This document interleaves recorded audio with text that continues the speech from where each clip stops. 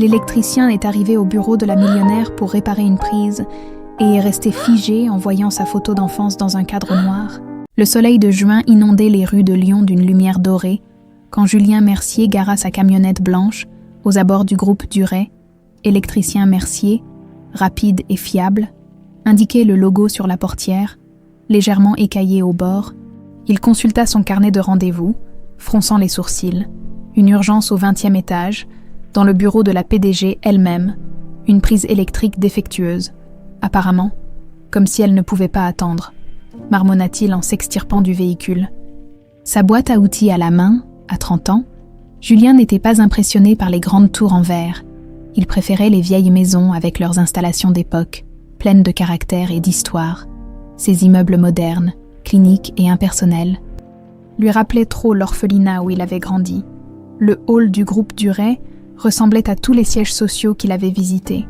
Marbre blanc, comptoir d'accueil aux lignes épurées, plantes vertes stratégiquement placées. La réceptionniste, blonde et tirée à 4 épingles, leva à peine les yeux. Julien Mercier, électricien. On m'a appelé pour une intervention au dernier étage. Pièce d'identité et signature ici, répondit-elle mécaniquement en lui tendant un badge visiteur. Ascenseur A, directement à droite. 20 étages plus haut, l'ambiance changeait radicalement. Ici, le luxe s'affichait sans complexe. Bois précieux, œuvre d'art contemporaine, vue panoramique sur Lyon. Julien fut accueilli par une assistante à l'efficacité militaire qui le guida à travers un dédale de bureaux jusqu'à une double porte en noyer. Madame Duret est en visioconférence, mais elle m'a demandé de vous faire entrer. La prise défectueuse est derrière son bureau, près de la fenêtre. Julien pénétra dans la pièce, impressionné malgré lui par les dimensions de l'espace. Le bureau d'Isabelle Duret était aussi grand que l'appartement qu'il partageait avec Claire. D'immenses baies vitrées offraient une vue vertigineuse sur la ville et le Rhône qui serpentait au loin. La PDG lui tournait le dos, absorbée par son écran d'ordinateur.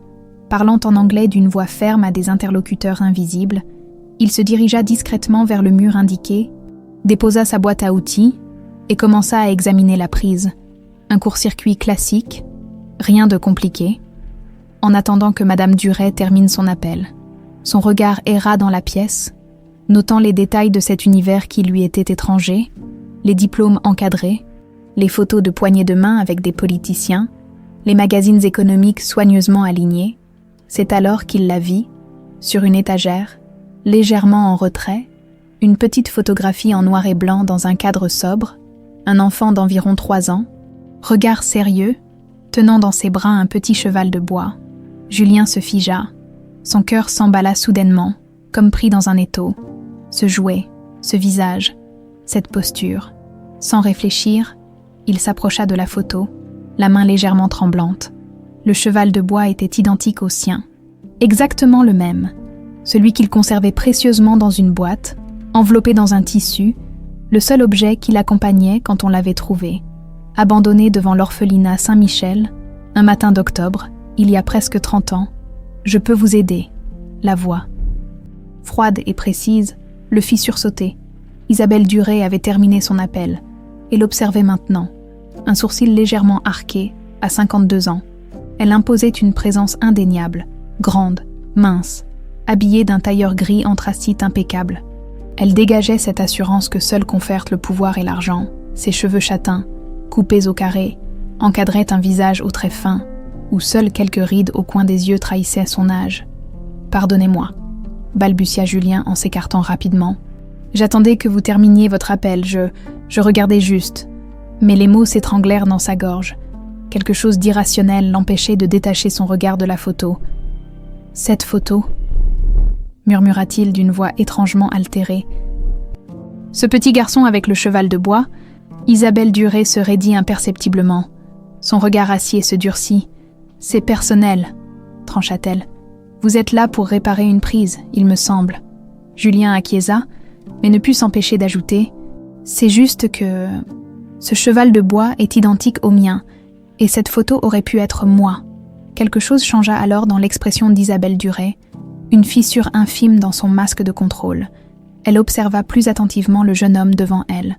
Son regard s'attarda sur ses traits, puis sur ses yeux, d'un brun profond, des yeux qui semblaient en soudain étrangement familiers. « Comment vous appelez-vous » demanda-t-elle, sa voix légèrement moins assurée. « Julien Mercier, madame. Et vos parents ?» La question, si personnelle, si inattendue, le prit au dépourvu. Il hésita avant de répondre. « Je n'en ai pas. J'ai grandi à l'orphelinat Saint-Michel.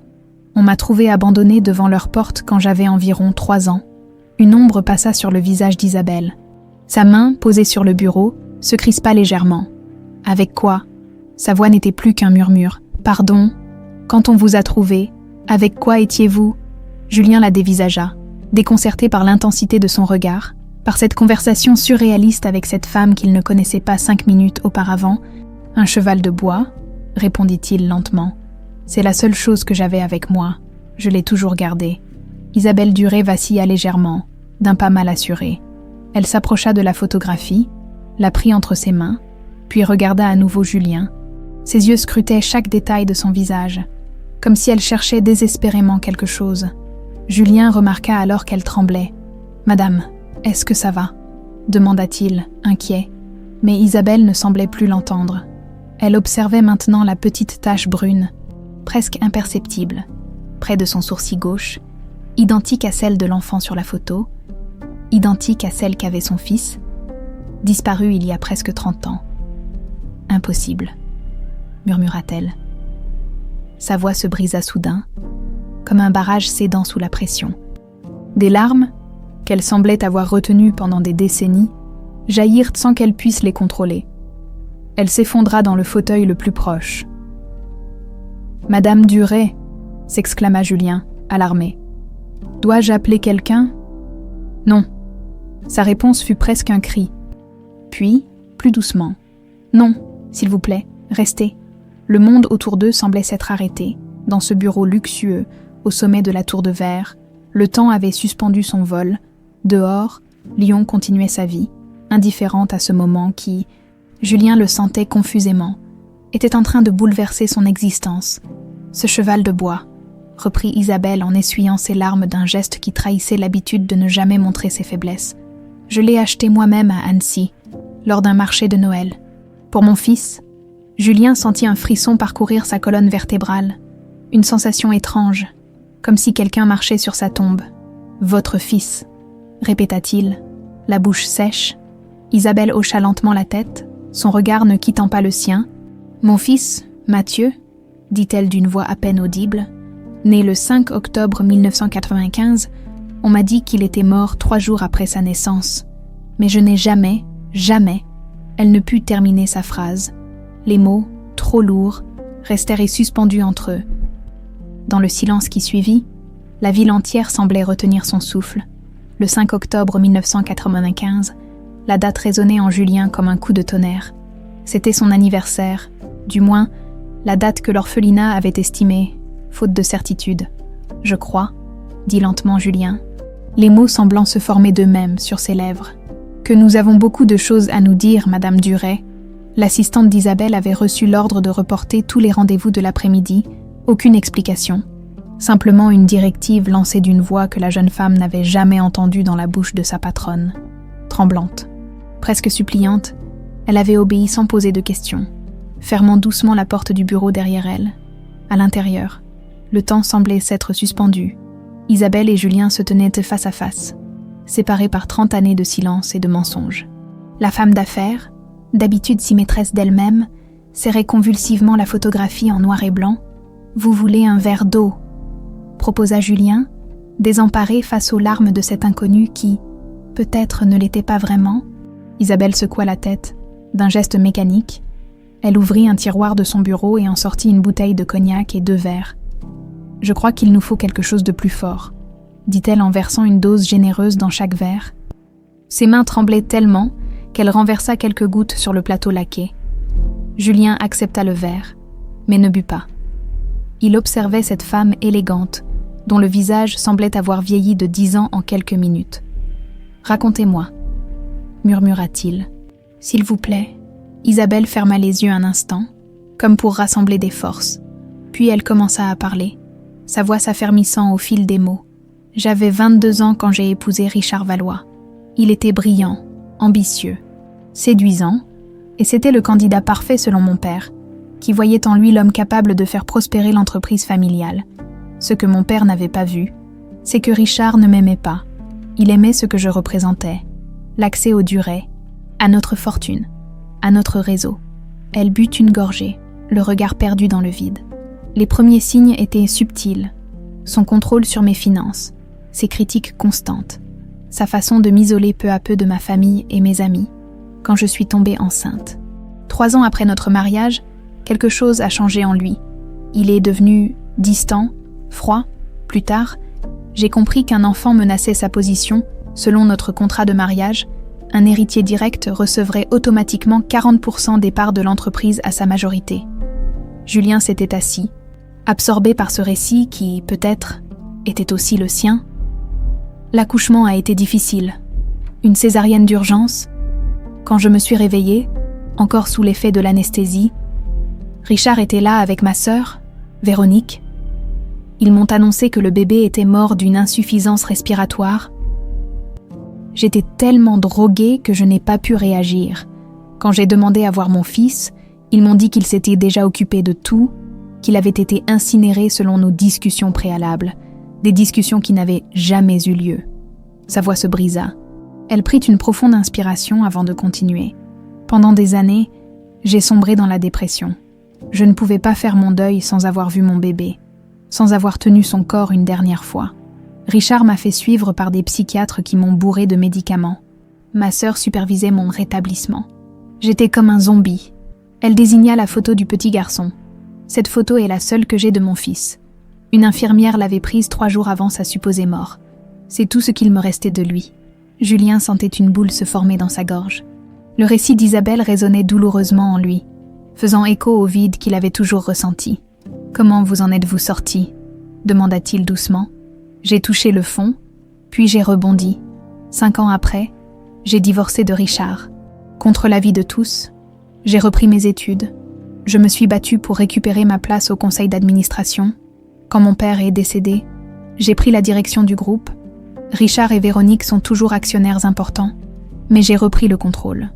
Elle le regarda droit dans les yeux pour la première fois depuis le début de son récit. Pendant tout ce temps, j'ai continué à chercher. J'ai engagé des détectives privés pour fouiller les archives de l'hôpital.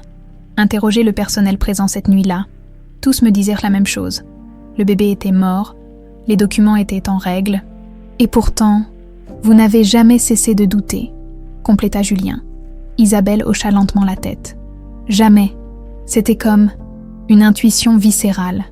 Quelque chose en moi refusait d'accepter cette vérité. Mais après des années de recherches infructueuses, j'ai fini par me résigner. J'ai créé une fondation pour les enfants abandonnés, en mémoire de mon fils, une façon de donner un sens à cette perte. Elle posa son verre et se leva, s'approchant lentement de Julien, avec une hésitation presque douloureuse. Elle leva la main vers son visage, s'arrêtant à quelques centimètres de sa joue, n'osant pas le toucher. Et maintenant, vous êtes là, avec ses yeux, son grain de beauté, son cheval de bois. Julien sentit sa gorge se nouer. Le récit d'Isabelle faisait écho à son propre vide. À cette quête d'identité qu'il avait hantée toute sa vie, mon histoire est beaucoup plus simple, dit-il avec un sourire triste. Un matin d'octobre 1995, une des sœurs de l'orphelinat Saint-Michel a trouvé un petit garçon endormi devant la porte, enveloppé dans une couverture bleue, aucun mot, aucun papier, juste un petit cheval de bois serré dans ses bras. Ce petit garçon, c'était moi. Il marqua une pause, les souvenirs affluents. J'étais trop jeune pour me souvenir de quoi que ce soit avant l'orphelinat. Les sœurs ont estimé que j'avais environ 3 ans. Elles ont choisi le 5 octobre comme date d'anniversaire, par commodité administrative. Isabelle étouffa un sanglot. Le 5 octobre, la date de naissance de son fils. J'ai grandi là-bas jusqu'à mes 18 ans, poursuivit Julien. J'étais un enfant plutôt solitaire. Je m'accrochais à ce cheval de bois comme à une bouée. C'était mon seul lien avec ce que j'aurais pu être. Avec chaque anniversaire qui passait, j'inventais des histoires sur mes parents, qu'ils étaient des espions, des artistes, des scientifiques en mission secrète, tout sauf la vérité, qu'ils m'avaient simplement abandonné. Isabelle secouait la tête, les larmes coulant librement sur ses joues. « Je ne vous ai pas abandonné, » murmura-t-elle. « On vous a arraché à moi. Si c'est vrai, » commença Julien. incertain. « Si je suis vraiment votre fils, alors qui m'a déposé à l'orphelinat et pourquoi ?»« Richard et Véronique, » répondit Isabelle, une lueur de colère traversant son regard. « Ça ne peut être que... Ils avaient tout à gagner de votre disparition et ils avaient accès à vous pendant que j'étais inconsciente après l'accouchement. » Elle se rassit lourdement, comme écrasée par le poids de cette révélation. Toutes ces années, ils m'ont regardé sombrer dans le désespoir, suivre des thérapies, prendre des médicaments, pleurer sur une tombe vide. Ils m'ont vu chercher sans relâche, tout en sachant que vous étiez vivant, quelque part. Le silence retomba dans la pièce, lourd et oppressant. Dehors, le soleil commençait à décliner, projetant des ombres dorées à travers les baies vitrées. Lyon s'étendait à leurs pieds, indifférente au drame qui se jouait dans cette tour de verre et d'acier. « Qu'est-ce qu'on fait maintenant ?» demanda finalement Julien, la voix rauque. Isabelle se redressa, une détermination nouvelle inscrite sur son visage. « D'abord, un test ADN, je connais un laboratoire discret qui peut nous donner des résultats en 48 heures. Ensuite, elle laissa sa phrase en suspens, comme si l'avenir au-delà de cette confirmation était trop vaste, trop écrasant pour être envisagé. Julien acquiesça lentement. L'idée que cette femme puisse être sa mère, que toute sa vie ait été bâtie sur un mensonge, était vertigineuse. Pourtant, quelque chose en lui, peut-être ce même instinct qui avait empêché Isabelle d'accepter la mort de son fils, lui disait que c'était vrai. « Je dois prévenir ma femme, Claire, » dit-il. « Elle va s'inquiéter si je ne rentre pas ce soir. »« Vous êtes mariés. » Le visage d'Isabelle s'adoucit soudain. « Parlez-moi d'elle, pour la première fois depuis qu'il était entré dans ce bureau. » Julien sourit vraiment. « Claire est institutrice. On s'est rencontrés il y a 5 ans. Elle est ma boussole, mon point d'ancrage. Elle a toujours su que cette histoire d'origines inconnues me hantait. » Isabelle hocha la tête, un sourire triste aux lèvres. « Amenez-la demain. J'aimerais la rencontrer, si vous êtes d'accord. » Julien la regarda longuement. Cette femme qui était peut-être sa mère. Cette étrangère qui, en l'espace d'1 heure, était devenue la personne la plus importante de sa vie. « D'accord, » dit-il simplement. Demain, le laboratoire Biogénétech occupait le dernier étage d'un immeuble discret dans le quartier de la Pardieu. Rien, hormis une plaque sobre à l'entrée, n'indiquait qu'ici se trouvait l'un des laboratoires d'analyse génétique les plus réputés de France. Julien et Claire attendaient dans une salle d'attente minimaliste, leurs mains entrelacées. Face à eux, Isabelle consultait nerveusement sa montre. « Le docteur Moreau est le meilleur dans son domaine », expliqua-t-elle pour la 3e fois. Et surtout, il est d'une discrétion absolue. Julien hocha la tête, incapable de parler. Depuis qu'il avait raconté à Claire sa rencontre avec Isabelle, il oscillait entre excitation et terreur. Claire, elle, avait écouté son récit sans l'interrompre, ses grands yeux verts ne trahissant aucun jugement, seulement une compréhension profonde. « Je te crois », avait-elle simplement dit après qu'il eut terminé. « Tes yeux sont identiques aux siens. » La porte du bureau s'ouvrit, laissant apparaître un homme d'une 60aine d'années aux cheveux argentés. « Madame Duret ?» salua-t-il avec déférence. « Tout est prêt. » Les prélèvements furent rapides. Un simple frottis à l'intérieur de la joue. Le docteur Moreau les assura que les résultats seraient en prêt dans 48 heures, peut-être même avant. En temps normal, de tels tests prenaient 1 semaine, mais Isabelle Duret n'était pas une cliente ordinaire. En sortant du laboratoire, un silence gêné s'installa entre eux, l'idée de se séparer maintenant, d'attendre les résultats chacun de son côté, semblait insupportable. « Vous accepteriez de déjeuner avec moi ?» proposa soudain Isabelle, rompant le silence. « Tous les deux », ajouta-t-elle avec un sourire pour Claire. Ils se retrouvèrent attablés dans un petit restaurant de la Croix-Rousse, loin des établissements huppés où Isabelle avait l'habitude de conclure ses contrats. Ici, personne ne la connaissait. Ils pouvaient parler librement. « Comment vous êtes-vous rencontrés ?» demanda Isabelle après que le serveur eut pris leur commande. Claire sourit, son visage s'illuminant. « Julien réparait l'installation électrique de mon école. Un vieux bâtiment avec des problèmes à n'en plus finir. Il est venu tous les jours pendant 1 semaine et elle m'a offert un café chaque matin, » compléta Julien, son regard s'adoucissant au souvenir. « Le dernier jour, je lui ai demandé si elle accepterait de prendre un vrai café avec moi. » Ailleurs qu'à la salle des profs, Isabelle les observait avec une tendresse mêlée d'envie, tous ces moments de la vie de son fils qu'elle n'avait pas connus. « Et vous vous êtes mariés quand ?»« Il y a 2 ans. » répondit Claire. Une petite cérémonie. Juste nous et quelques amis. Elle hésita un instant. Julien a toujours regretté de ne pas avoir de famille présente. Un voile de tristesse passa sur le visage d'Isabelle. « Je comprends », murmura-t-elle. « J'aurais tellement aimé être là. » Le repas se poursuivit. Les questions s'enchaînant naturellement, Julien et Claire racontèrent leur vie, leur petit appartement dans le quartier Saint-Jean, leurs projets. Isabelle buvait leurs paroles, comme assoiffée de ses 30 années perdues. À son tour, elle parla de sa carrière, de sa lente reconstruction après le divorce, de ses combats dans un monde d'affaires dominé par les hommes. Elle évita soigneusement de mentionner Richard et Véronique, comme si prononcer leur nom risquait de briser le charme de ce moment. Le café était servi quand le téléphone d'Isabelle vibra. Elle consulta l'écran et pâlit subitement. « C'est Richard », murmura-t-elle. « Il demande une réunion urgente cet après-midi. » Julien se raidit, cet homme qu'il n'avait jamais rencontré, mais qui, peut-être, lui avait volé son identité, sa famille, sa vie. « Il sait quelque chose ?»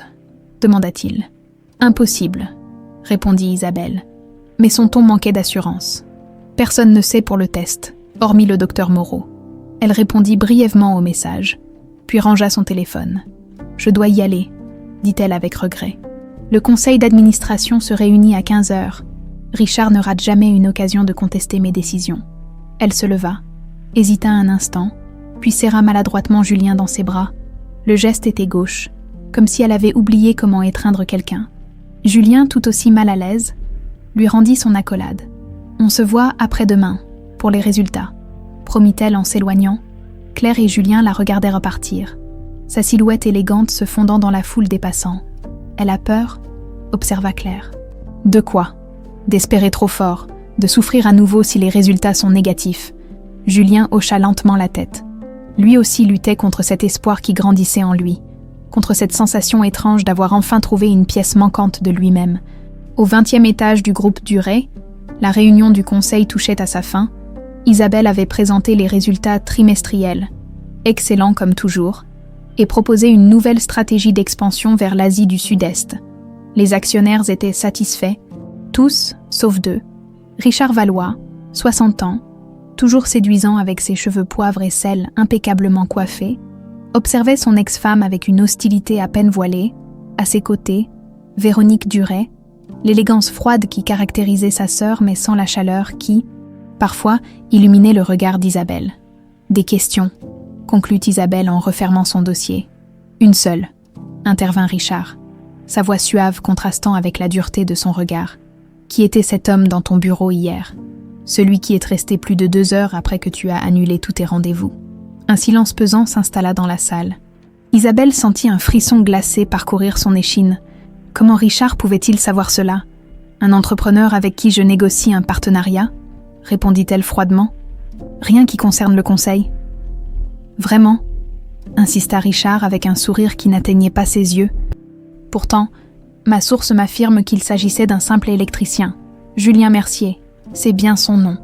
Le cœur d'Isabelle manqua un battement.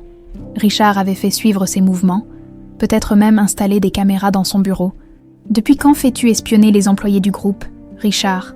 demanda-t-elle, optant pour l'offensive. « Depuis que la PDG de ce groupe se comporte de façon erratique, » intervint Véronique. « Annuler tous tes rendez-vous pour un électricien ?»« Vraiment, Isabelle, tu nous inquiètes. » Les autres membres du conseil observèrent cet échange avec malaise. Les tensions entre Isabelle, Richard et Véronique n'étaient un secret pour personne, mais rarement elles s'exprimaient si ouvertement. « Je ne vous dois aucune explication sur ma façon de gérer mon temps, » trancha Isabelle en se levant. « La séance est levée !» Les actionnaires se dispersèrent rapidement, trop heureux d'échapper à cette atmosphère électrique. Bientôt, il ne resta plus dans la salle que le trio. « Qu'est-ce que tu mijotes, Isabelle ?» demanda Richard dès que la porte se fut refermée. « Qui est vraiment cet homme ?» Isabelle les dévisagea l'un après l'autre, ces deux personnes qui l'avaient trahi de la pire des façons, qui lui avaient volé son enfant, puis l'avaient regardé sombrer dans le désespoir pendant des années. Une rage froide monta en elle. « Tu le sais parfaitement, Richard », répliqua-t-elle d'une voix où vibrait une colère contenue. « Tu l'as reconnu, n'est-ce pas ? Ses yeux, ce grain de beauté près du sourcil. C'est pour ça que tu es si nerveux. » Richard blêmit imperceptiblement, mais se reprit aussitôt, Je ne sais pas de quoi tu parles. Ta tendance à la paranoïa m'inquiète vraiment, Isabelle. Véronique posa une main sur le bras de sa sœur, une fausse sollicitude dans le regard. Les médecins nous avaient prévenus que ce genre d'épisode pouvait revenir. Tu devrais peut-être reprendre ton traitement, ma chérie. Isabelle se dégagea violemment. Ne me touche pas, siffla-t-elle. Je sais ce que vous avez fait, tous les deux, et je vais le prouver. Elle sortit de la salle de réunion, le cœur battant à tout rompre. Dans le couloir, elle dut s'appuyer contre le mur pour reprendre son souffle. Elle avait commis une erreur, une terrible erreur. Dans sa colère, elle avait révélé ses soupçons, et maintenant, Julien était en danger. Le téléphone de Julien sonna, alors qu'il terminait une installation chez un client. Monsieur Mercier, une voix inconnue, masculine, autoritaire. Ici le docteur Moreau du laboratoire Biogénétech. Julien sentit sa gorge se nouer. Oui, docteur. Pourriez-vous passer au laboratoire ce soir, avec Madame Duret? J'ai vos résultats. Déjà? Mais vous aviez dit 48 heures. Les circonstances sont particulières. Je préfère vous voir au plus vite, disons 19 heures. Julien raccrocha, le cœur battant. Il composa immédiatement le numéro d'Isabelle, mais tomba sur sa messagerie. Il lui laissa un message urgent, puis appela Claire. 1 heure plus tard, ils étaient tous les trois dans le bureau du docteur Moreau. L'homme semblait tendu, presque nerveux. « Je vous ai fait venir car j'ai reçu une demande inhabituelle. » Commença-t-il. « Un avocat représentant M. Richard Valois a exigé l'accès à vos tests. Madame Duret, bien entendu, j'ai refusé, mais je crains qu'ils ne reviennent avec une injonction. » Isabelle pâlit. « Ils savent, » murmura-t-elle. Le docteur Moreau sortit une enveloppe de son bureau. « Les résultats » dit-il simplement en l'attendant à Isabelle. Avec des doigts tremblants, elle ouvrit l'enveloppe. Ses yeux parcoururent le document, puis elle le tendit à Julien. Le monde sembla s'arrêter autour d'eux. Compatibilité à 98,925,98%. Lut Julien. La voix rauque, lien de parenté de premier degré confirmé. Claire étouffa un sanglot. Isabelle, incapable de parler, fixait Julien comme si elle le voyait pour la première fois. Le docteur Moreau s'éclaircit la gorge. « Félicitations », dit-il doucement. « Vous venez de retrouver votre fils, Madame Duret, ou devrais-je dire, Mathieu. Vous venez de retrouver votre mère. » La pluie battait contre les vitres de l'appartement de Julien et Claire. C'était une de ces soirées d'automne où Lyon semblait se refermer sur elle-même. Enveloppée dans un linceul gris, 3 jours s'étaient écoulés depuis la révélation du laboratoire. 3 jours durant lesquels Julien avait oscillé entre euphorie et désorientation. 30 ans d'identité s'effondraient, remplacés par une vérité encore trop nouvelle pour être assimilée. « Tu devrais manger quelque chose », dit doucement Claire en posant une assiette devant lui.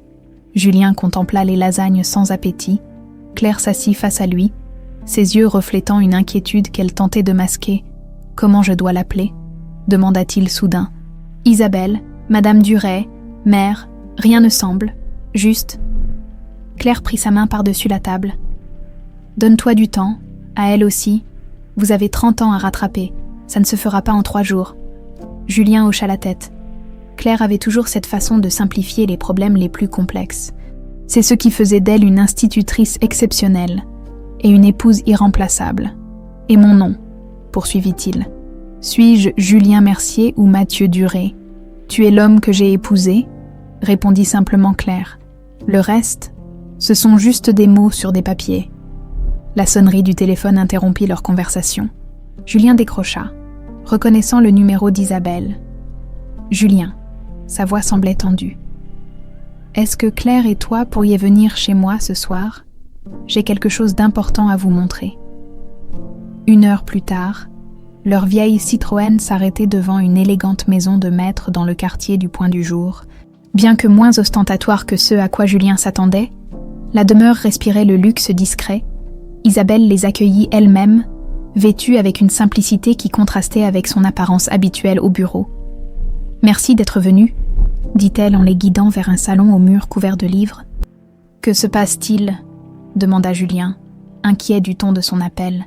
Isabelle leur fit signe de s'asseoir, avant de sortir un épais dossier d'un tiroir. « Richard et Véronique savent que nous nous sommes rencontrés.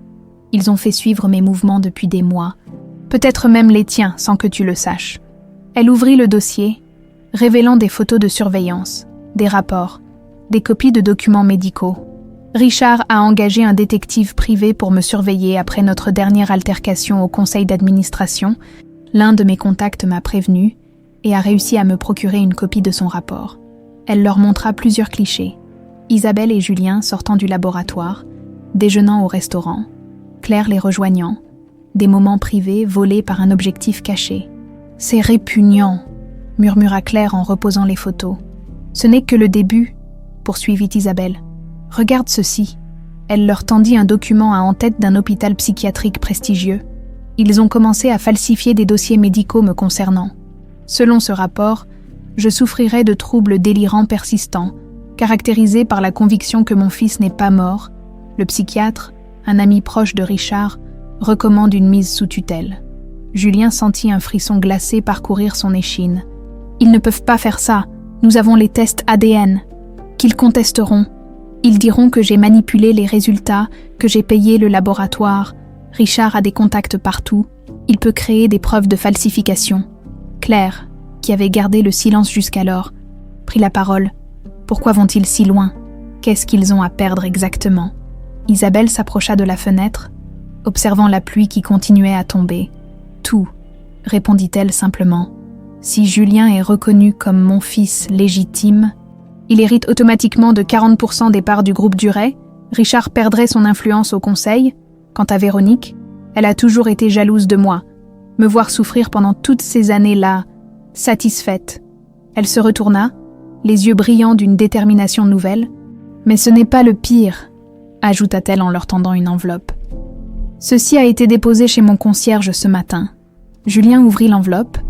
Elle contenait une unique photo, Claire sortant de son école, suivie par un homme dont le visage était volontairement flouté. Un message manuscrit figurait au dos. Les accidents arrivent si vite. Claire pâlit. Julien sentit la colère monter en lui comme une vague. « Ces ordures !»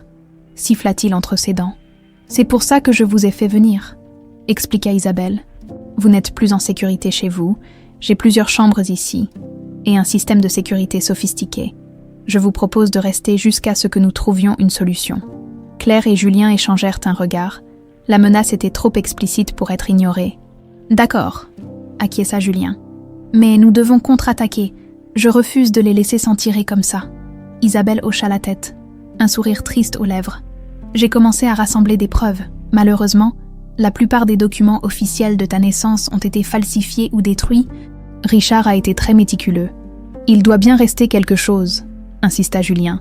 Des témoins, des infirmières, quelqu'un qui était présent cette nuit-là. La plupart ont été achetés ou intimidés, d'autres ont quitté le pays, mais elle hésita. Il y a peut-être quelqu'un, une infirmière qui travaillait au service de néonatologie.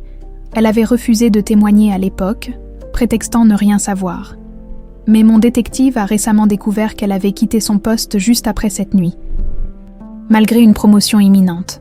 Elle a été payée pour disparaître, conclut Claire. Probablement, nous l'avons retrouvée dans un village près de Grenoble. Elle vit sous un nom différent depuis 29 ans. Julien se leva, incapable de contenir son agitation. Nous devons lui parler. C'est prévu, confirma Isabelle. Mais d'abord, il faut vous mettre en sécurité. Richard ne recule devant rien lorsqu'il se sent menacé. Comme pour confirmer ses paroles, le téléphone de Julien vibra, un numéro inconnu. « Allô ?» répondit-il avec méfiance. « Monsieur Mercier ?» Une voix masculine, grave, ou devrais-je dire « Monsieur Duret ?» Julien se figea, mettant instinctivement le haut-parleur. « Qui êtes-vous ? » ?»« Un ami qui vous veut du bien. Votre petite enquête familiale dérange certaines personnes importantes.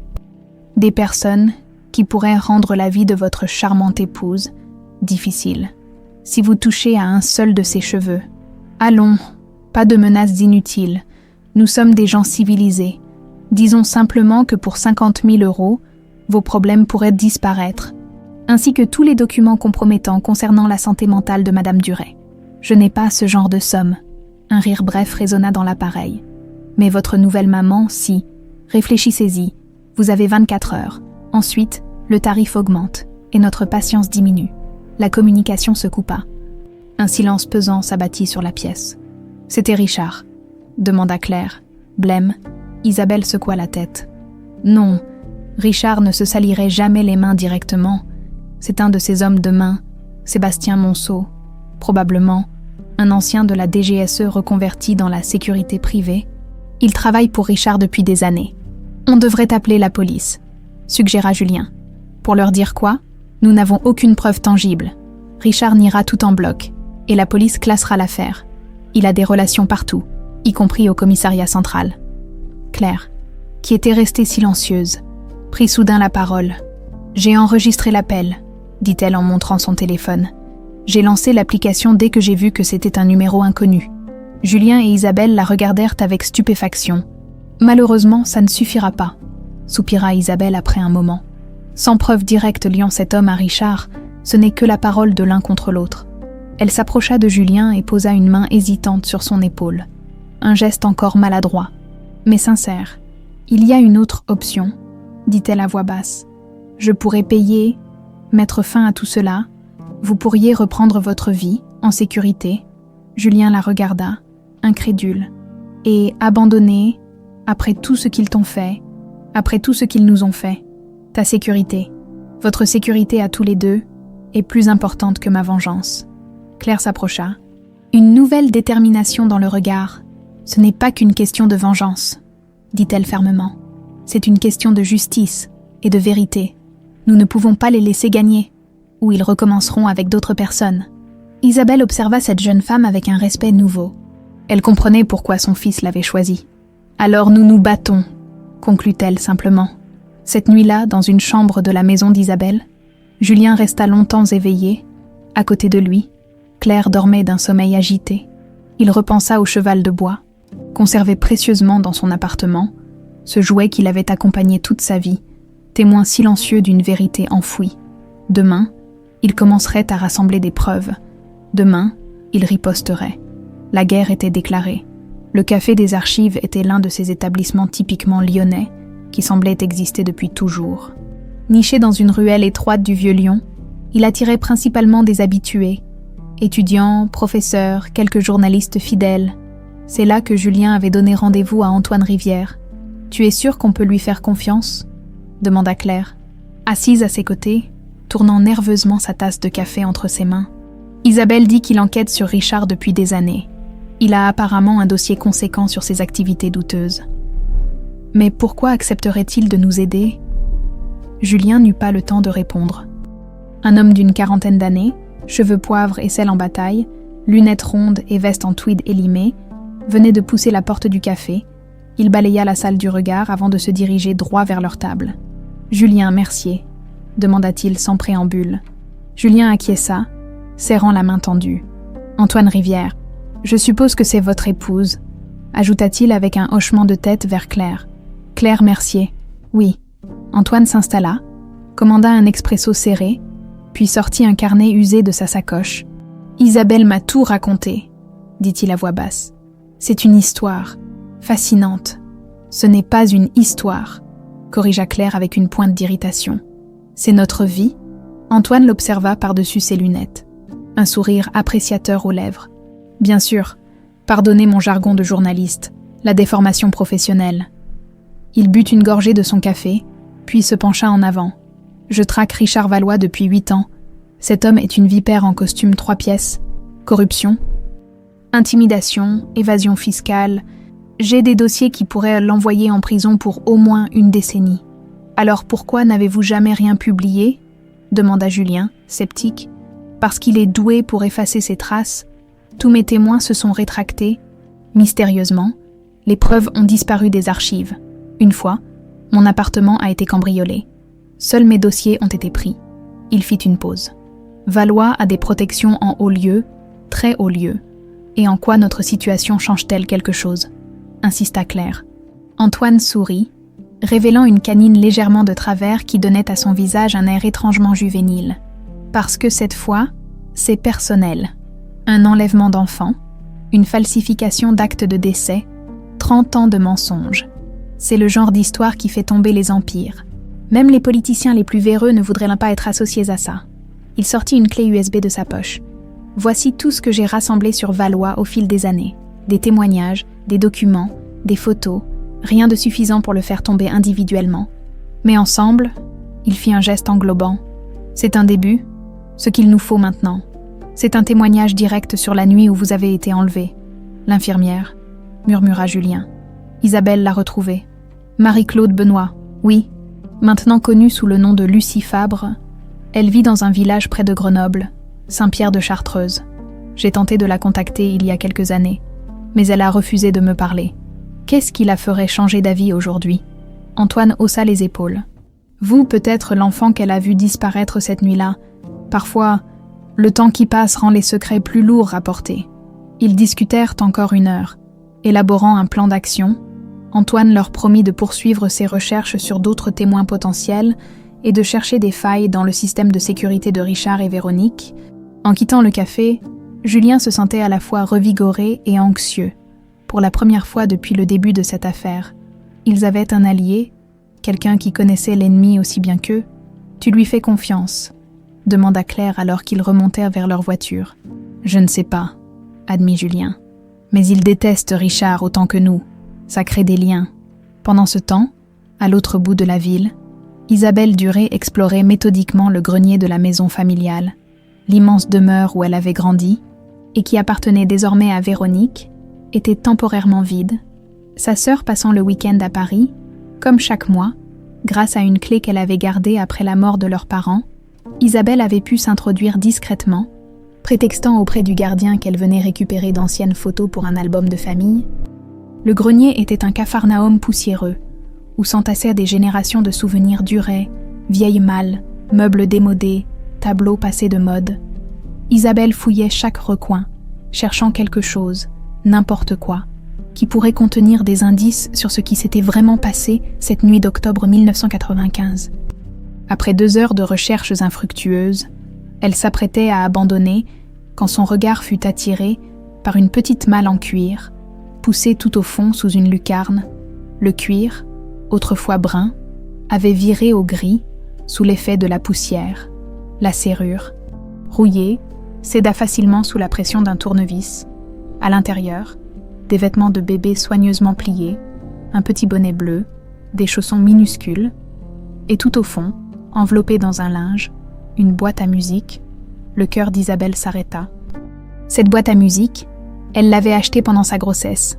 Une pièce unique fabriquée par un artisan de Genève. Elle l'avait placée dans la chambre préparée pour Mathieu, cette chambre qu'il n'avait jamais occupée. D'une main tremblante, elle ouvrit le couvercle. Une douce mélodie s'éleva. La vie en rose, d'Édith Piaf. Sous le mécanisme, elle découvrit une enveloppe jaunie.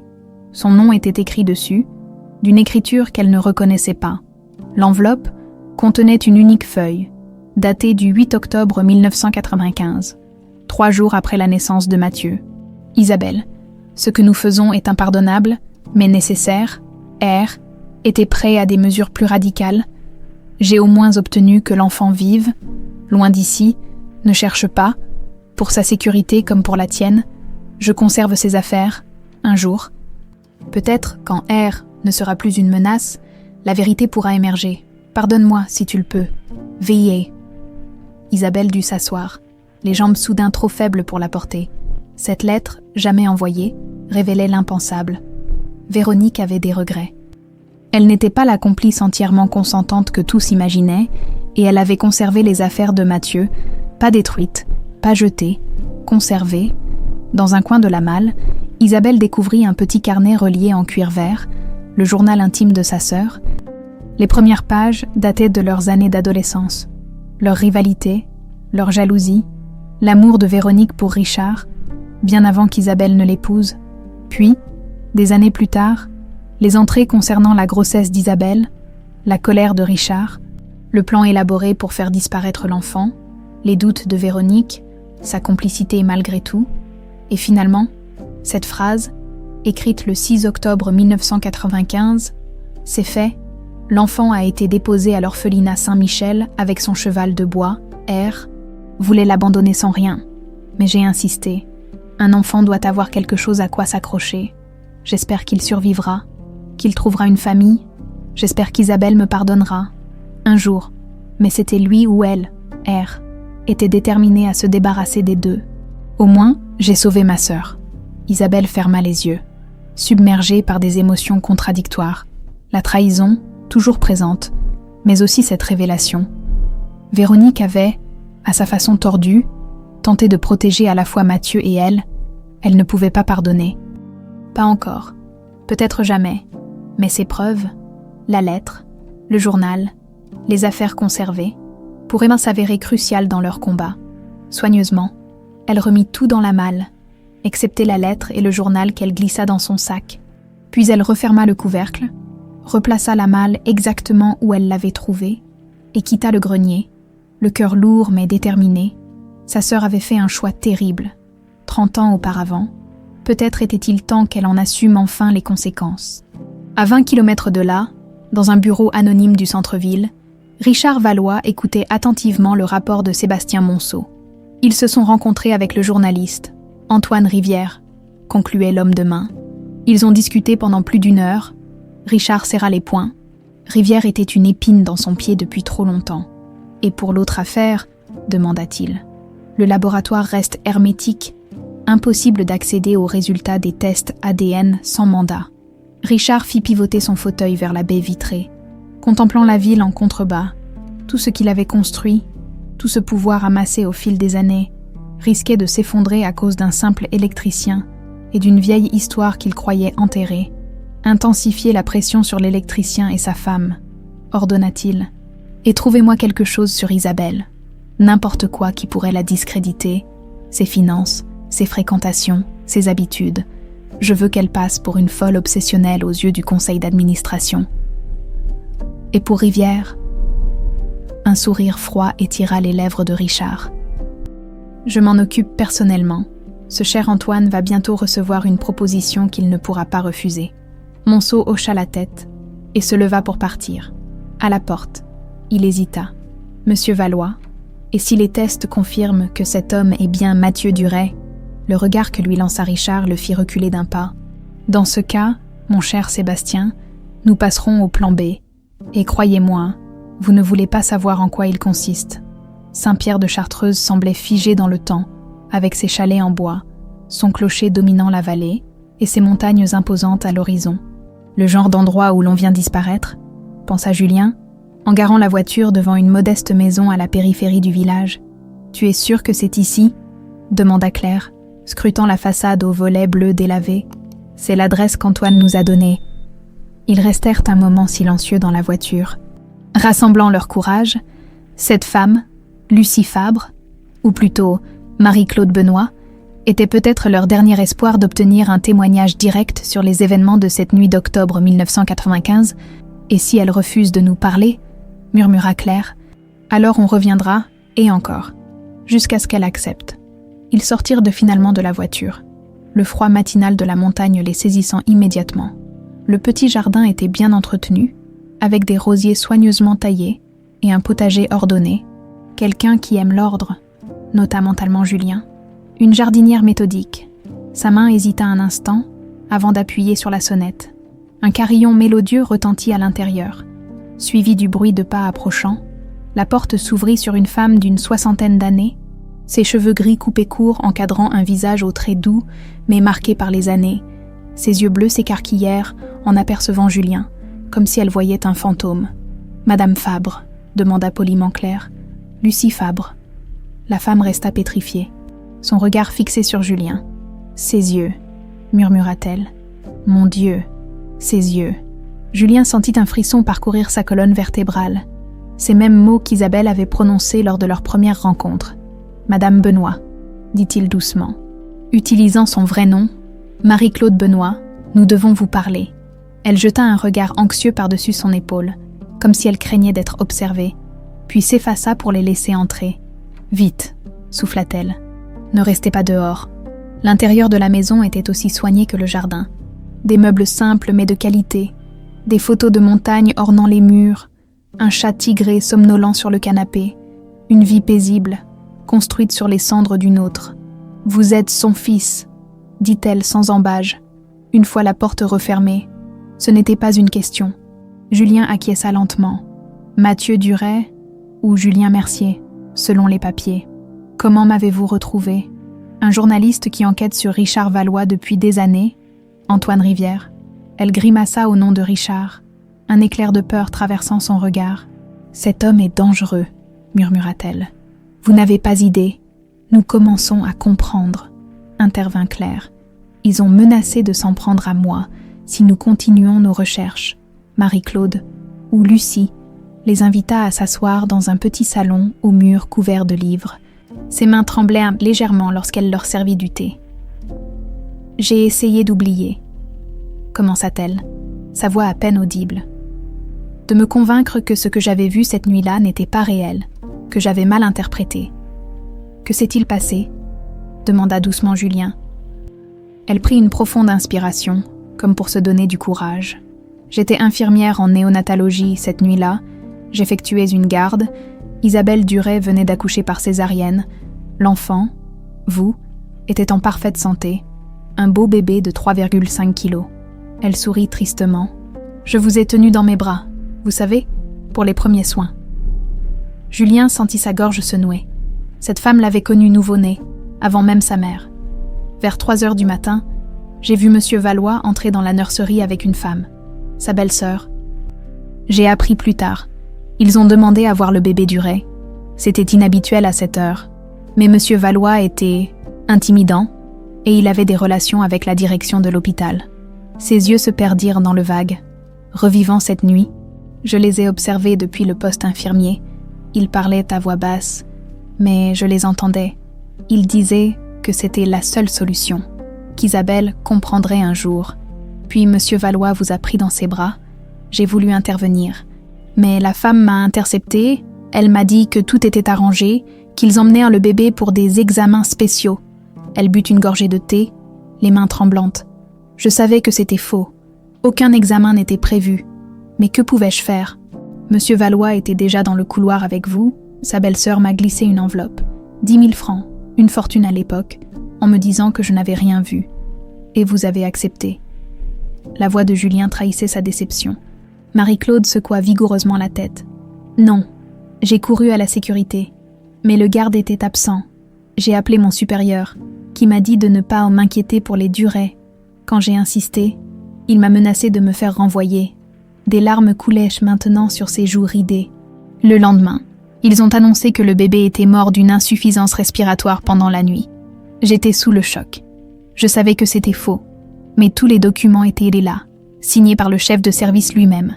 Quand j'ai tenté de parler à Isabelle, on m'a interdit l'accès à sa chambre. « Alors vous êtes partie », compléta Claire. « J'ai démissionné le jour même.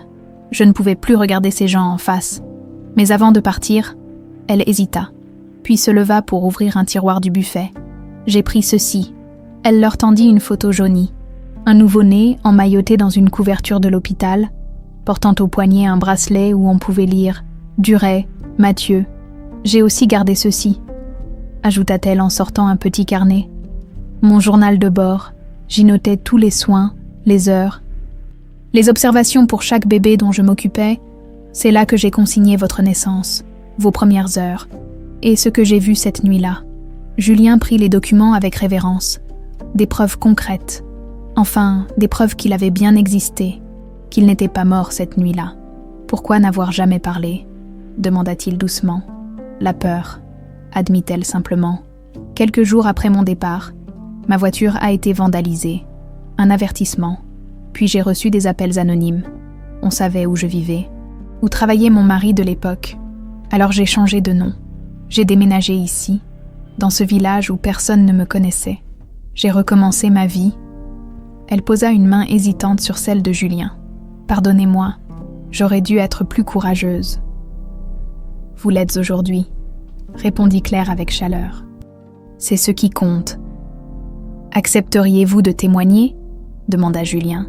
« De raconter ce que vous avez vu. » Marie-Claude hésita, la peur évidente dans ses yeux, puis son regard se posa sur la photo du nouveau-né, sur ce petit être innocent dont la vie avait été bouleversée par la cupidité et l'ambition. « Oui, » dit-elle finalement, « il est temps que la vérité éclate. Je témoignerai. » Au même moment, à Lyon, Richard Valois faisait les 100 pas dans son bureau. Sur son téléphone, un message d'un contact au laboratoire Biogénétech.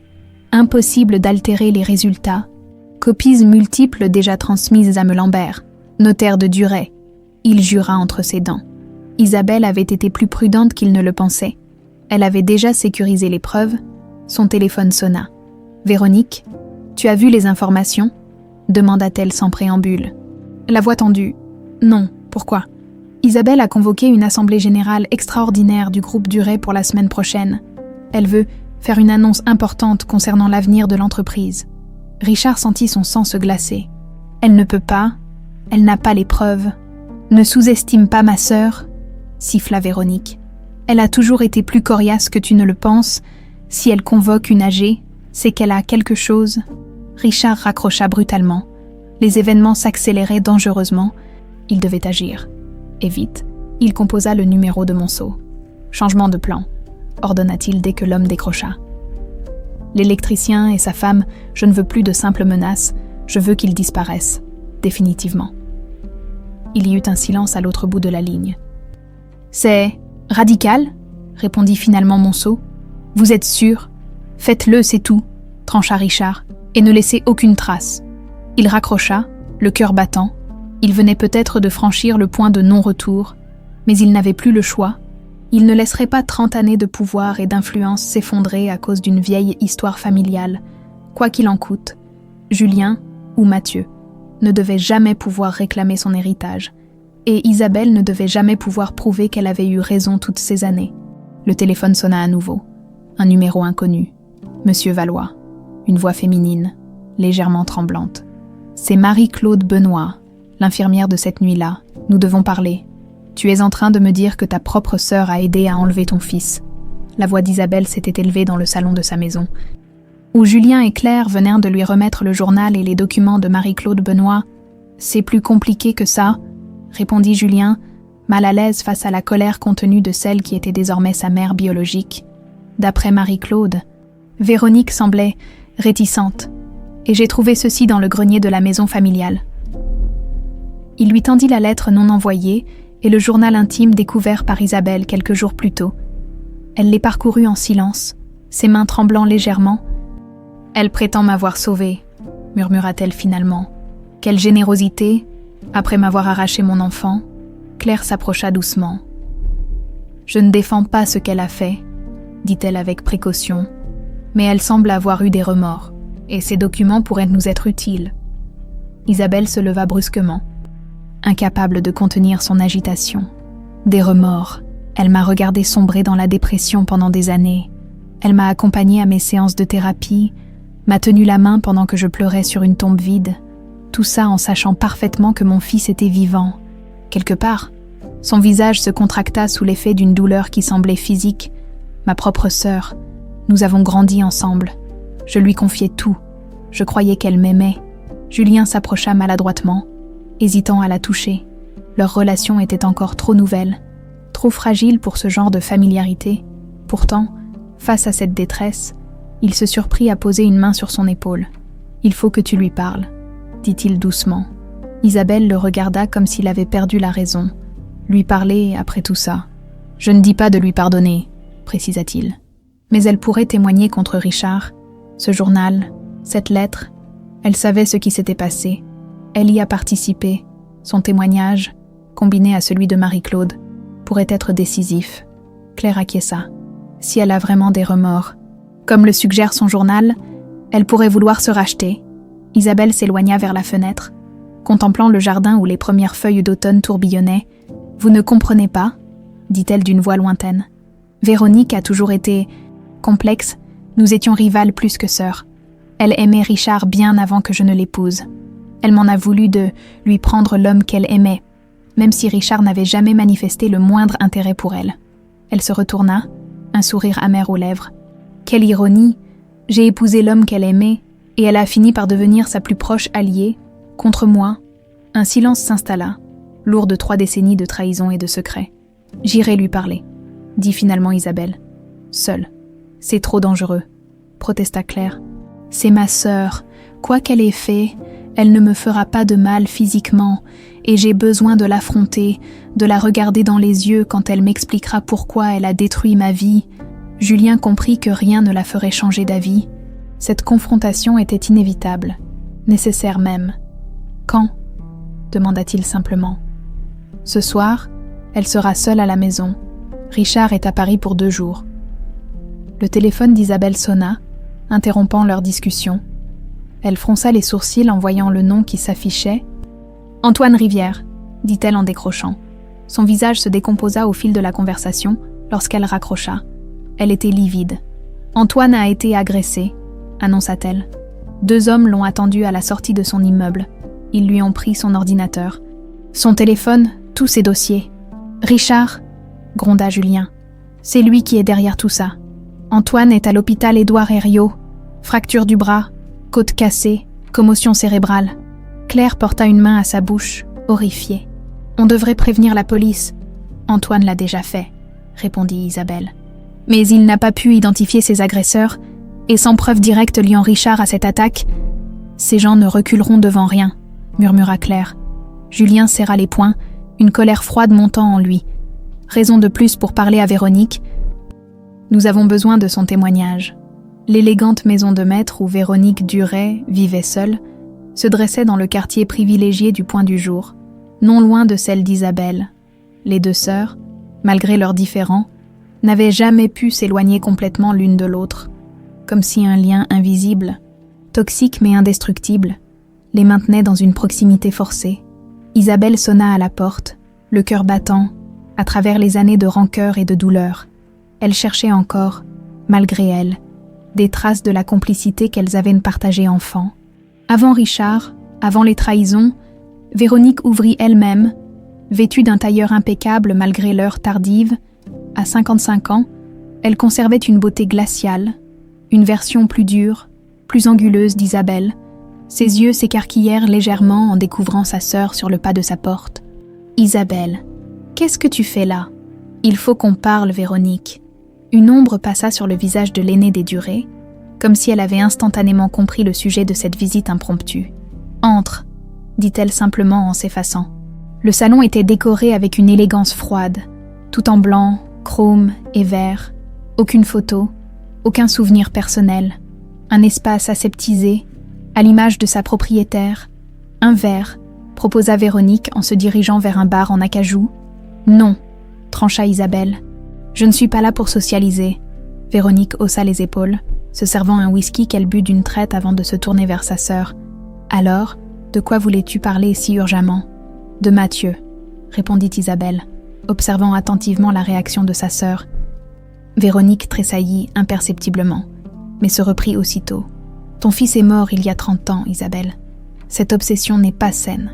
Mon fils est vivant, et tu le sais parfaitement. » Véronique secoua la tête avec une expression de pitié feinte. « Voilà que ça recommence. Les médecins avaient prévenu que ces délires pouvaient ressurgir. Tu devrais reprendre ton traitement. » Isabelle sortit le journal intime et le posa sur la table basse. « J'ai trouvé ceci dans ton grenier, » dit-elle calmement, « ainsi que la lettre que tu n'as jamais eu le courage de m'envoyer. » Véronique pâlit, fixant le carnet comme s'il s'agissait d'un serpent venimeux. « Tu as fouillé chez moi. J'ai repris ce qui m'appartenait, les affaires de mon fils que tu as gardées pendant toutes ces années. » Un silence tendu s'installa. Véronique s'assit lentement, comme si ses jambes ne la portaient non plus. « Tu l'as retrouvé, » murmura-t-elle finalement. Ce n'était pas une question, mais une constatation. Isabelle sentit une vague de rage monter en elle. « Oui, Julien Mercier, ou plutôt Mathieu Duret, mon fils que tu as aidé à enlever, que tu as déposé à l'orphelinat Saint-Michel avec son cheval de bois, le fils dont tu m'as dit qu'il était mort. » Véronique ferma les yeux un instant, comme submergée par des souvenirs trop lourds à porter. « Tu ne comprends pas, » dit-elle d'une voix à peine audible. « Richard voulait vous éliminer tous les deux. » Isabelle la dévisagea, incrédule. « Nous, éliminés. » Le bébé représentait une menace pour son contrôle sur la fortune des Duret. Mais il savait que tu ne renoncerais jamais à ton enfant. Il a d'abord suggéré un accident qui vous aurait emportés tous les deux. Véronique but une nouvelle gorgée de whisky, les mains tremblantes. J'ai négocié, pendant des jours, j'ai proposé cette alternative. Faire disparaître l'enfant, te faire croire à sa mort, te garder, toi, te sauver, me sauver. La voix d'Isabelle vibrait d'incrédulité. « Tu appelles ça me sauver ? Me laisser croire pendant 30 ans que mon fils était mort, me regarder sombrer dans la dépression, suivre des thérapies, pleurer sur une tombe vide. Tu es vivante !» rétorqua Véronique avec une soudaine fermeté. « Tu as survécu, tu t'es reconstruite, tu as repris le contrôle de l'entreprise. Sans mon intervention, Richard t'aurait tué cette nuit-là, avec ton fils. » Isabelle secouait la tête, incapable d'accepter cette logique tordue. « Tu aurais pu me prévenir, m'aider à m'enfuir avec mon bébé. Pour aller où ? Richard avait des contacts partout. Il vous aurait retrouvé en quelques jours. » Véronique s'approcha, tentant de prendre les mains de sa sœur, qui les retira vivement. « Je regrette, Isabelle, pas d'avoir sauvé ta vie, mais de t'avoir fait tant souffrir. J'ai conservé les affaires de Mathieu. J'ai gardé ce journal. Une partie de moi espérait qu'un jour, tu découvrirais la vérité. Qu'un jour, tu comprendrais. » Isabelle la fixa longuement, cherchant dans ses yeux si semblables aux siens une trace de la sœur qu'elle avait aimée autrefois. « Témoigneras-tu » demanda-t-elle finalement, contre Richard, pour Mathieu. Véronique se figea, la peur traversant son regard. « Il me tuera. Nous te protégerons. » Un rire amer échappa à l'aîné des Duret. « Personne ne peut me protéger de Richard. Tu ne sais pas de quoi il est capable. »« Je commence à le comprendre, » répliqua Isabelle. « Il a fait agresser un journaliste aujourd'hui. Antoine Rivière est à l'hôpital. » Véronique ferma les yeux, comme si cette nouvelle confirmait ses pires craintes. « Richard sait que vous êtes proche de la vérité. Il devient dangereux. Raison de plus pour l'arrêter maintenant, avec ton témoignage, celui de Marie-Claude Benoît, les documents que nous avons rassemblés. » Véronique se leva brusquement, faisant les 100 pas dans le salon. « Tu ne comprends pas, » murmura-t-elle. « Ce n'est pas seulement une question de témoignage. Richard a des dossiers sur tout le monde, des juges, des policiers, des politiciens. Il est intouchable. » Elle s'arrêta soudain, comme frappée par une révélation. « À moins que... quoi ?» Véronique se tourna vers sa sœur, une détermination nouvelle dans le regard. Son coffre, dans son bureau à la maison, c'est là qu'il garde tous ses documents compromettants, les preuves de ses malversations, mais aussi les preuves concernant Mathieu, si nous pouvions y accéder. Pour la première fois depuis le début de cette confrontation, Isabelle sentit une lueur d'espoir. « Tu connais le code ? » ?»« Non, mais je sais où il le cache. »« C'est de la folie, » répéta Julien pour la 3e fois, arpentant le salon d'Isabelle comme un lion en cage. On ne peut pas lui faire confiance. Isabelle, assise dans un fauteuil, observait son fils avec un mélange d'irritation et de tendresse. Cette obstination, cette façon de froncer les sourcils quand il était contrarié, c'était tout elle. Véronique a beaucoup à se reprocher, admit-elle. Mais elle dit la vérité concernant ce coffre. Richard y conserve tous ses secrets, ses moyens de pression, ses documents compromettants. Et comment peut-on être sûr qu'elle ne nous tend pas un piège ? Insista Julien. Qu'elle ne prévient pas Richard en ce moment même ? Claire, qui était restée silencieuse, intervint doucement. Elle a conservé les affaires de bébé pendant 30 ans, fit-elle remarquer. Elle a gardé un journal détaillant sa culpabilité. Ce ne sont pas les actions de quelqu'un qui n'a aucun remords. Les remords ne suffisent pas, gronda Julien. Elle a participé à mon enlèvement. Elle a laissé ma mère souffrir pendant des décennies. Isabelle tressaillit légèrement au mot « mère ». C'était la première fois que Julien l'employait pour la désigner. Le mot semblait encore étrange, presque déplacé entre eux. Et pourtant si naturel. « Je comprends ta colère », dit-elle doucement. « Mais stratégiquement, c'est notre meilleure option. L'Assemblée générale est dans 3 jours. Richard rentre de Paris demain soir. C'est notre seule fenêtre d'opportunité. Et si c'est un piège, alors nous l'affronterons ensemble, » répondit simplement Isabelle. Un silence s'installa, lourd de toutes les implications de cette décision.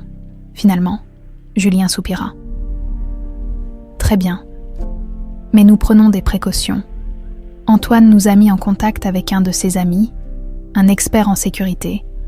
Il nous fournira des micros, des caméras miniatures. Si quelque chose tourne mal, nous aurons des preuves. » Isabelle acquiesça, soulagée de ce compromis. Véronique m'a indiqué où Richard cache le code du coffre, sous le tiroir central de son bureau, collé avec du ruban adhésif. Un classique, mais efficace. Quand y allons-nous ? Demain matin, Richard est encore à Paris, et les domestiques ont congé le mardi. Claire se leva, une détermination nouvelle dans le regard. « Il nous faut un plan B », dit-elle fermement. « Si nous ne trouvons rien dans ce coffre, ou si c'est un piège, nous devons avoir une alternative. » Marie-Claude Benoît a accepté de témoigner, rappela Julien. Son témoignage, combiné aux documents qu'elle a conservés, pourrait suffire. Pas contre quelqu'un comme Richard, objecta Isabelle. Il démontra sa crédibilité en quelques minutes. Il nous faut des preuves irréfutables. Le téléphone de Julien vibra. Un message d'Antoine, depuis son lit d'hôpital. Archives hôpital détruites dans incendie cette nuit. Coïncidence. Il montra l'écran aux deux femmes. Un sentiment de malaise grandissant en lui. Richard efface ses traces, murmura Isabelle. Il sent qu'on se rapproche. Raison de plus pour agir vite, conclut Claire. La luxueuse villa où Richard Valois vivait seul depuis son divorce semblait déserte ce matin-là. Nichée dans les hauteurs de Caluire, avec une vue imprenable sur Lyon, elle était protégée par un système de sécurité sophistiqué, que Véronique avait désactivé à leur arrivée. Il le fait vérifier chaque semaine, expliqua-t-elle nerveusement, en les guidant vers l'entrée arrière. Nous avons 1 heure avant que l'alerte ne se déclenche automatiquement. Isabelle, Julien et Claire la suivirent en silence. L'intérieur de la villa était à l'image de son propriétaire, froid, impeccablement ordonné, ostentatoire sans être de bon goût. Des œuvres d'art coûteuses ornèrent les murs, témoignant plus de la fortune de leur propriétaire que d'un quelconque sens esthétique. Son bureau est au premier, chuchota Véronique, bien qu'ils fussent seuls dans la maison. La pièce en question était impressionnante, entièrement lambrissée de bois sombre, avec une immense baie vitrée donnant sur un jardin à la française. Un bureau massif trônait au centre, surmonté d'un portrait de Richard, dans une pose avantageuse. « Typique », murmura Isabelle avec dégoût. Véronique s'approcha du bureau, sortit une petite lampe de poche de son sac et éclaira le dessous du tiroir central. Une minuscule enveloppe y était effectivement collée. « Voilà », dit-elle en la détachant précautionneusement, à l'intérieur, un simple morceau de papier portant une série de chiffres. 09 957, la date de naissance de Richard. Tellement prévisible, soupira Véronique. Il s'est toujours cru plus intelligent qu'il ne l'est.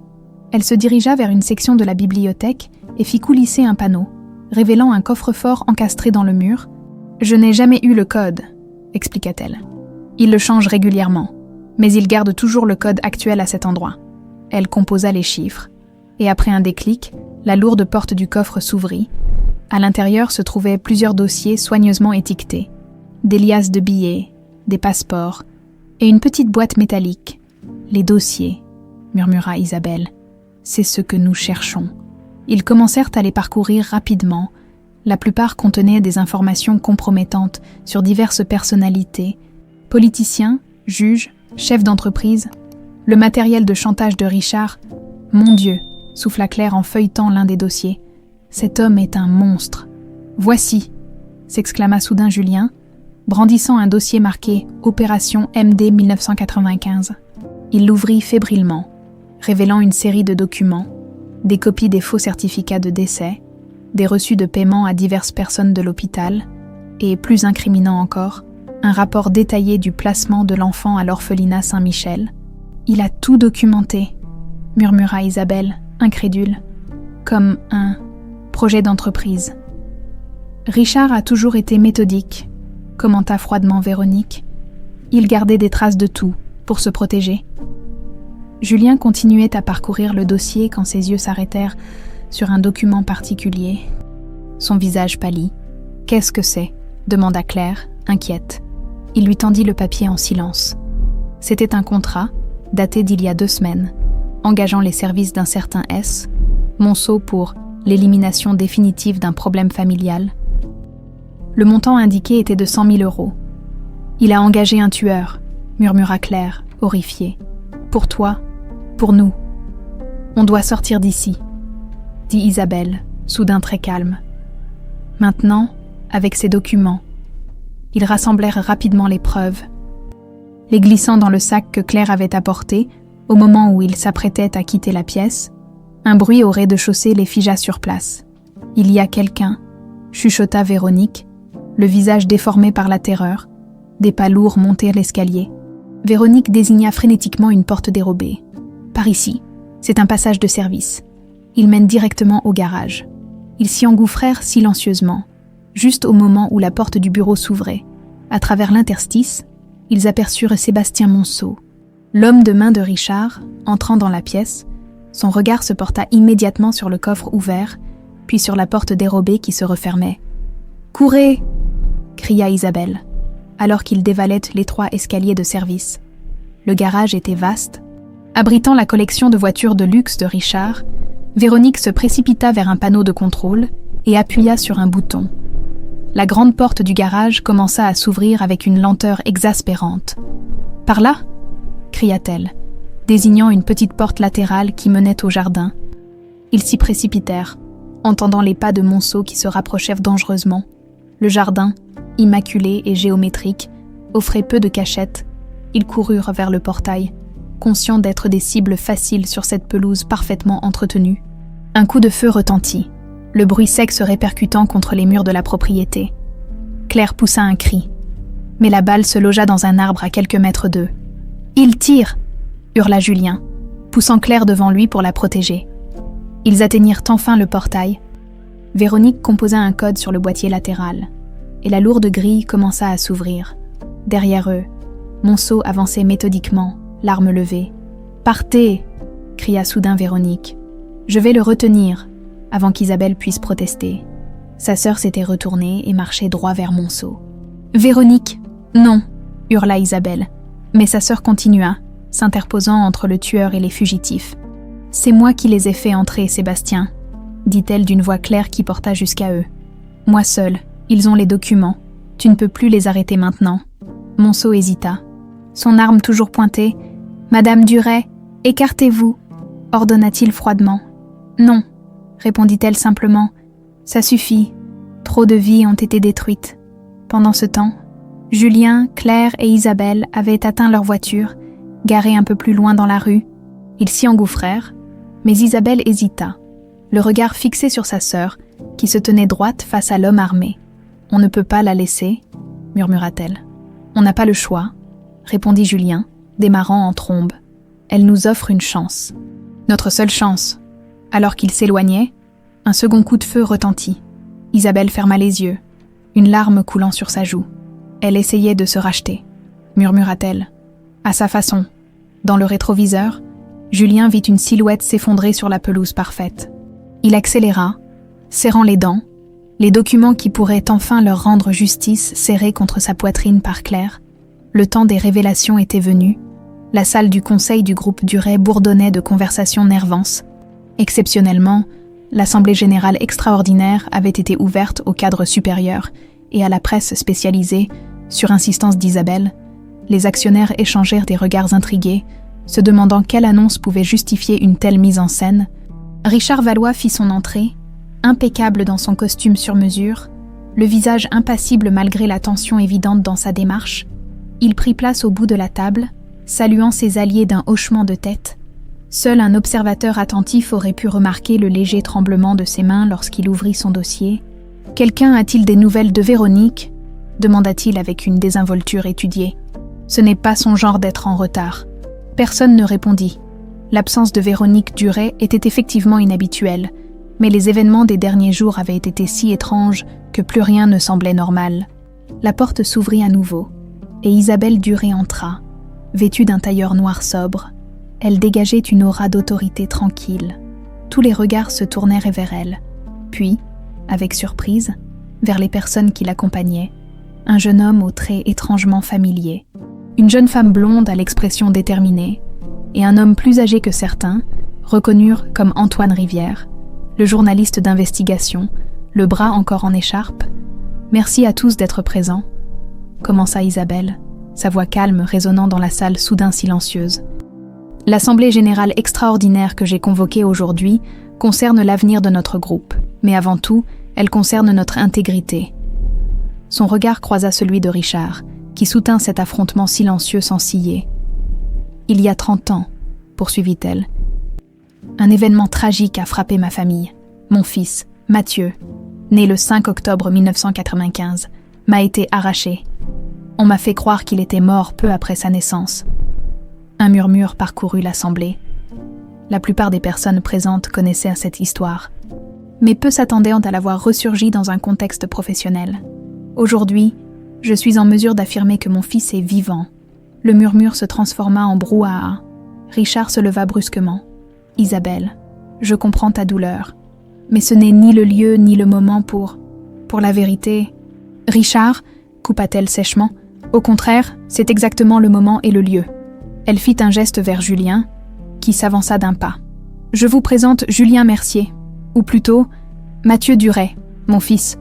Enlevé à la naissance et placé dans un orphelinat sous une fausse identité. » Richard éclata d'un rire incrédule. « C'est absurde.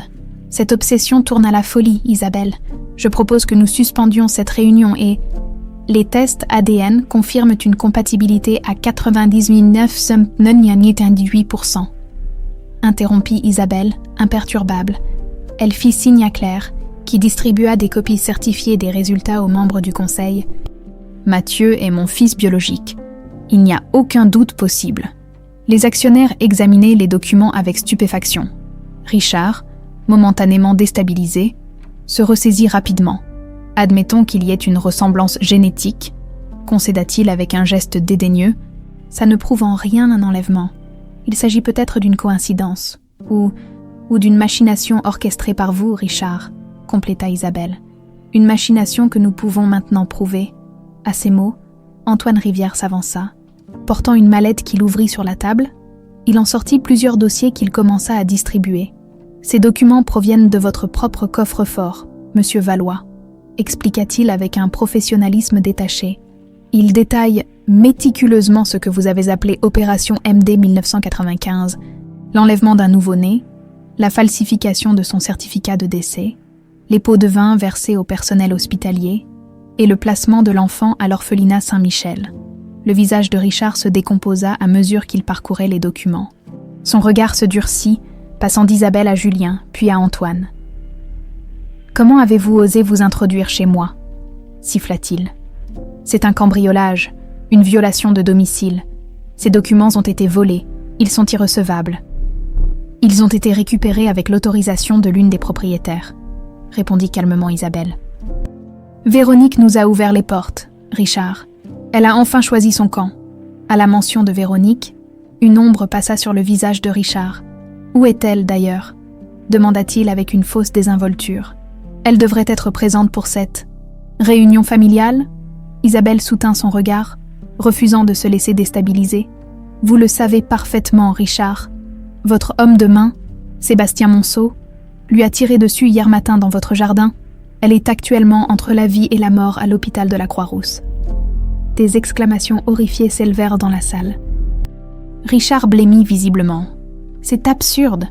Je n'ai jamais... » « Nous avons également trouvé ceci, » poursuivit Isabelle, imperturbable, tandis qu'Antoine distribuait de nouvelles copies.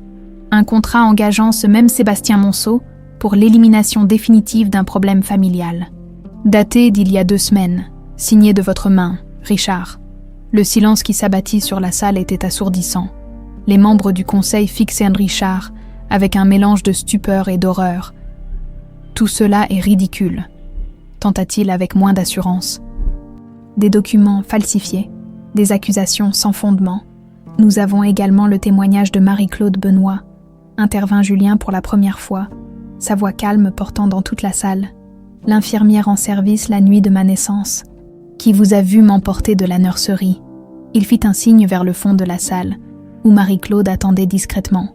Elle s'avança, tremblante mais déterminée. « J'étais là », confirma-t-elle. « J'ai vu Monsieur Valois et Madame Véronique Duret prendre le bébé cette nuit-là. Ils m'ont proposé de l'argent pour garder le silence. J'ai refusé, mais j'ai eu peur.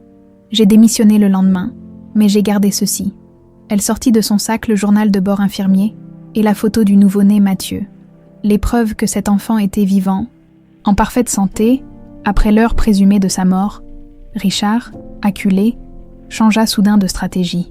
« Et si c'était vrai, » dit-il avec un sourire glacial, « si j'avais effectivement protégé le groupe Duret d'un héritier qui aurait dilué le contrôle familial, n'ai-je pas, en fin de compte, préservé les intérêts de tous ici présents?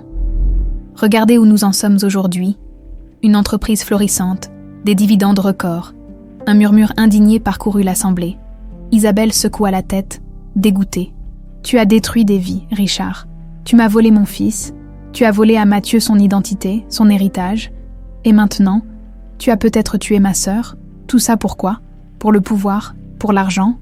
Elle se tourna vers les membres du conseil. « Je vous demande officiellement de voter la destitution immédiate de Richard Valois de tous ses postes au sein du groupe Duret et de reconnaître Mathieu Duret comme mon fils et héritier légitime, avec tous les droits que cela implique selon nos statuts. » Richard bondit, le visage déformé par la rage. « Vous ne pouvez pas faire ça.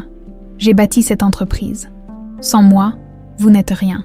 Le vote sera à main levée. » Poursuivit calmement Isabelle, ignorant sa tirade. « Que ceux qui approuvent la destitution de Richard Valois lèvent la main, une à une. » Les mains se levèrent, d'abord hésitantes, puis avec une assurance croissante, jusqu'à ce que presque tous les membres du conseil aient voté en faveur de la proposition. « C'est une erreur », siffla Richard, ramassant frénétiquement ses documents. « Vous le regretterez tous. » Il se dirigea vers la sortie d'un pas raide, mais fut intercepté à la porte par 2 policiers en uniforme, accompagné d'un homme en costume qui s'avança, une plaque à la main. « Richard Valois, je suis le commissaire Legrand. Vous êtes en état d'arrestation pour complicité de tentative de meurtre sur la personne de Véronique Duret, falsification de documents officiels et enlèvement d'enfants. Vous avez le droit de garder le silence. » La suite se perdit dans le brouhaha qui envahit la salle. Les flashs des photographes crépitaient, capturant l'instant où Richard, menotté, était escorté hors de la pièce, son masque d'arrogance enfin brisé, dans ce chaos. Isabelle chercha Julien du regard. Leurs yeux se croisèrent, partageant un moment de compréhension silencieuse. Ce n'était pas une victoire, pas encore. Trop de souffrance, trop d'années perdues. Mais c'était un début, la vérité. Enfin, voyez le jour. 6 mois s'étaient écoulés depuis l'arrestation spectaculaire de Richard Valois. Le printemps habillait Lyon d'une lumière nouvelle, comme si la ville elle-même célébrait la fin d'une ère d'ombre et de mensonges. Dans le jardin d'une maison de campagne, aux abords de Pérouge, à une 30aine de kilomètres de Lyon, Julien achevait d'installer une balançoire sous un vieux chêne. Le soleil d'avril caressait la propriété de ses rayons dorés, illuminant les pierres anciennes et les rosiers fraîchement plantés. « Tu es sûre qu'elle est assez solide ?» demanda Claire, observant son mari avec un mélange d'amusement et de tendresse. Sa main caressait distraitement son ventre arrondi de 6 mois. « Elle supporterait un éléphant, » affirma Julien avec un sourire. « Notre fils pourra s'y balancer sans risque. »« Notre fils » répéta Claire, savourant ces mots. « J'ai encore du mal à y croire. » Julien s'approcha, posant doucement sa main sur celle de sa femme. « Mathieu » murmura-t-il. « Mathieu Mercier. » Ils avaient longuement débattu du prénom, après tout ce qui s'était passé. Donner à leur enfant le prénom qui aurait dû être celui de Julien semblait une forme de guérison, une manière de récupérer ce qui avait été volé. « Isabelle sera ravie, » sourit Claire. « Elle arrive à quelle heure ? Pour le déjeuner avec Marie-Claude. » La vieille infirmière était devenue une présence régulière dans leur vie. Son témoignage avait été crucial lors du procès de Richard, et un lien particulier s'était tissé entre elle et la famille qu'elle avait contribué à réunir. Le procès, Julien soupira en y repensant. Richard avait engagé les meilleurs avocats, nié farouchement toutes les accusations, tenté de discréditer les témoins, mais l'accumulation des preuves était trop accablante. Le contrat trouvé dans son coffre l'avait particulièrement enfoncé. Surtout après que Sébastien Monceau, confronté à une peine de prison à perpétuité, avait choisi de coopérer en échange d'une réduction de peine, Richard avait finalement été condamné à 20 ans de réclusion criminelle pour complicité de tentative de meurtre, enlèvement d'enfants, falsification de documents officiels et une longue liste d'autres chefs d'accusation. Véronique. Julien ferma les yeux un instant. Elle avait survécu, miraculeusement. La balle avait frôlé son cœur, la plongeant dans un coma dont elle n'était sortie qu'après 6 semaines. Aujourd'hui, elle se rétablissait lentement dans une clinique privée en Suisse. Isabelle lui rendait visite régulièrement. Un début de réconciliation fragile, complexe, mais réel. « À quoi tu penses ?» demanda doucement Claire. « À tout ce chemin parcouru », répondit-il simplement. « Il y a 1 an, j'étais un simple électricien avec un trou béant à la place des origines. Et maintenant ?» Il laissa sa phrase en suspens, contemplant leur nouvelle vie. Après le procès, Isabelle avait pris sa retraite de la présidence du groupe Duret. préférant se consacrer à sa fondation pour les enfants abandonnés, désormais rebaptisée Fondation Mathieu Duret. Quant à Julien, il avait refusé de prendre des fonctions au sein de l'entreprise familiale, préférant rester fidèle à son métier d'électricien. Il avait toutefois accepté de siéger au conseil d'administration, où sa perspective unique était appréciée. Une partie de l'héritage qui lui revenait de droit avait servi à acheter cette maison, assez grande pour y accueillir leur famille qui s'agrandissait, et suffisamment proche de la ville pour qu'Isabelle puisse leur rendre visite facilement. Le bruit d'une voiture remontant l'allée de gravier interrompit ses réflexions. La Peugeot bleu nuit d'Isabelle apparut, suivie d'un taxi d'où descendit Marie-Claude. Les voilà, sourit Claire en se levant pour les accueillir. Isabelle sortit de sa voiture, élégante comme toujours, mais avec une simplicité nouvelle dans sa tenue. Ces derniers mois l'avaient transformée, comme si un poids immense avait été ôté de ses épaules. Elle étreignit Claire avec affection, puis Julien, un geste qui devenait chaque jour plus naturel entre eux. « J'ai apporté le dessert », annonça-t-elle en tendant une boîte de la meilleure pâtisserie de Lyon. « Et moi des herbes de mon jardin », ajouta Marie-Claude, montrant un petit panier rempli de thym, de romarin et de sauge. « Pour ton potager, Claire. » Ils s'installèrent sur la terrasse ombragée, savourant la douceur du jour. La conversation coulait facilement entre eux, ponctuée de rires et parfois de silence contemplatif. Une famille improvisée, assemblée par les circonstances les plus improbables, mais non moins réelles pour autant. Après le déjeuner, tandis que Claire et Marie-Claude discutaient plantes médicinales, Isabelle fit signe à Julien de la suivre. Elle sortit de son sac un petit paquet soigneusement emballé. « J'ai retrouvé ceci », dit-elle en le lui tendant, « dans les affaires de Véronique. » Intrigué, Julien défit l'emballage. C'était un petit album photo, visiblement très ancien. En l'ouvrant, il découvrit des photos de lui bébé, les rares clichés pris pendant ses 3 premiers jours de vie. Avant l'enlèvement, elle les avait gardés toutes ces années, murmura Isabelle, cachés de Richard, cachés de moi, mais elle ne les a jamais détruites. Julien contempla ces images avec émotion, ces précieux fragments de sa vie volés, préservés par la femme même qui avait participé à son enlèvement. La complexité de Véronique ne cessait de le surprendre. « Comment va-t-elle » demanda-t-il doucement. « Mieux, physiquement, du moins, mentalement. » Isabelle soupira. « Elle se reconstruit, à sa façon. La culpabilité est un fardeau lourd à porter. » Ils gardèrent un moment de silence, perdus dans leurs pensées. « Je ne pense pas pouvoir lui pardonner un jour, » admit finalement Julien. « Mais je peux peut-être comprendre un peu. » Isabelle hocha la tête, reconnaissante pour cet effort. C'est déjà beaucoup. Ils rejoignirent les autres sur la terrasse. Claire avait sorti le petit cheval de bois qui avait accompagné Julien toute sa vie. Ce lien ténu mais indestructible avec son passé. Il trônait maintenant sur la commode de leur salon, attendant d'être transmis au petit Mathieu. « J'ai quelque chose à vous annoncer », dit soudain Isabelle, attirant l'attention de tous. « J'ai décidé de vendre mes parts du groupe Duret. » Julien la regarda avec surprise. « Toutes tes parts. Mais c'est l'entreprise de ta famille depuis des générations. » « Justement, » sourit-elle tristement. « Trop d'histoires douloureuses y sont attachées. J'ai gardé 10% pour toi, ton héritage légitime. Mais j'ai vendu le reste à un consortium qui partage mes valeurs. L'argent servira à agrandir la fondation. » Elle prit une profonde inspiration avant de poursuivre. « J'ai aussi décidé de m'installer plus près d'ici. J'ai trouvé une petite maison à Pérouges même, assez proche pour voir mon petit-fils grandir, mais pas trop pour vous laisser votre espace. » Claire prit spontanément la main d'Isabelle. « C'est merveilleux, » dit-elle avec chaleur. « Pour nous tous. Il y a une dernière chose, » ajouta Isabelle en se tournant vers Julien. « Je voulais te demander, comment tu préfères que je t'appelle, Julien ou Mathieu ?» La question flottait entre eux depuis longtemps, jamais vraiment formulée. Julien réfléchit un moment avant de répondre. « Je suis Julien, » dit-il finalement. « Julien Mercier.